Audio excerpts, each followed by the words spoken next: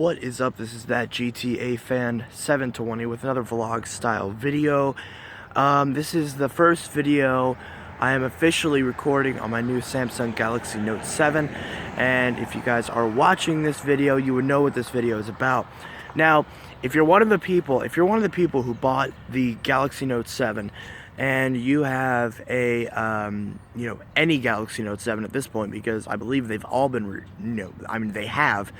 they've all been returned, they've all been discontinued, they've all been recalled, they are all deemed unsafe, they are all deemed dangerous, and they are all deemed a hazard by Samsung. They've even now officially released the reason why both batches of batteries were having issues. However, this video is going to explain why, if you still have a Galaxy Note 7, you should not return it to Samsung, and why you should keep it. And you should keep it for a really long time. And let me explain why in this video. Before we dive into why you shouldn't return your Galaxy Note 7, let's say why you should. Number one, it'll get it off your hands. You don't have to worry about your carrier completely complaining about you not turning it in. You don't have to worry about anyone giving you that look like you're a terrorist because you own a phone where a couple of them blew up. And also, you get the entire $800 back or so that you paid on the Galaxy Note 7. Again, assuming everything goes well.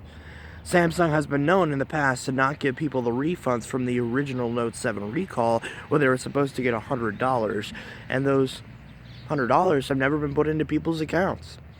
But either way, if you still are wanting that money, that's the easiest way to get it. Just return your Note 7, get all your money back, maybe even a bonus.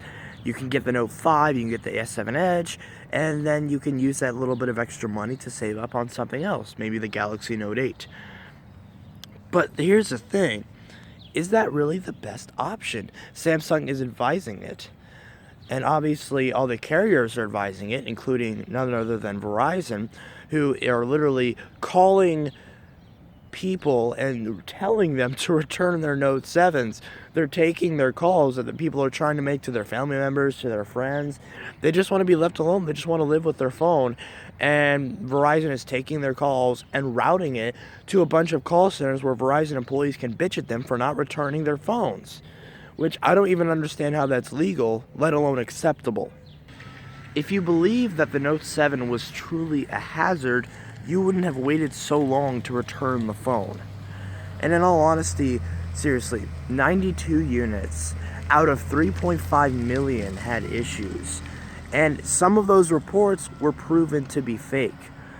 And you're seriously going to tell me that 0.001% of effective devices is enough to warrant a product recall? Think about it like this. I know this probably isn't as a safety issue, but remember the Xbox 360? Remember the red ring of death? Remember when Microsoft sold that console for 3 years with a 54% failure rate? 54%. Over a half of every single unit was guaranteed to die within a short period of time. Not the entire life, not after the lifespan of the console, but after people spend $400 on a system, had it break, and then have Microsoft tell them to buy another one. And yet, Samsung, after a couple battery issues, literally just a couple, not that many, they decide to do a product recall. And whenever I heard about the first recall, I was like, this will be great. Even though Samsung's obviously overreacting at this, because in my opinion, what Samsung should have done several things differently about this entire Note 7 incident. But we're not going to talk about that right now. Samsung should have, I'll just talk about it right now because I don't want to waste your time. Here's what Samsung should have done. They should have sent out a piece of software that could figure out your specific phone and do a battery stress test to figure out whether your specific battery has heating issues or not. Now, if that happens, if your battery does have heating issues, Samsung sends out a waiver you accept that waiver, and you accept any responsibility for the phone exploding or having any thermal issues, catching on fire, etc. That makes you responsible. So the consumer can then decide to return their phones or keep the phones and take the risk. Also, what Samsung should have done, they should have, after the first Note 7 recall, they should have pushed production back. They should have pushed it back to about mid-December. Use that time to research, because at that time they only had one battery problem, and they could have figured out what the problem was. They could have fixed it. They could have sent the Note 7 back out with a revised battery that didn't have any issues. They could have worked out with the secondary manufacturer about ramping up production of the Note 7 and not having quality issues. This could have, in turn, made more Note 7 safe to use, and it could have made it to where it was even less likely for your device to explode. Combined with that green battery icon, we could all be walking around with safe Note 7s today, and this wouldn't be an issue. And of course, the best part about buying a phone is that the Note 8 comes out, you buy the Note 7 cheap, left at the carrier, and the Note 7 will still be better than most other phones that are out on the market. Samsung even admitted themselves, it's the best phone there is. Yeah, I said I had a Note 7 at the beginning of the video. I wish I did. It's a Note 5. Here's my S Pen. Put that back in the phone. Now I was trying to pull up my Air Command. Okay.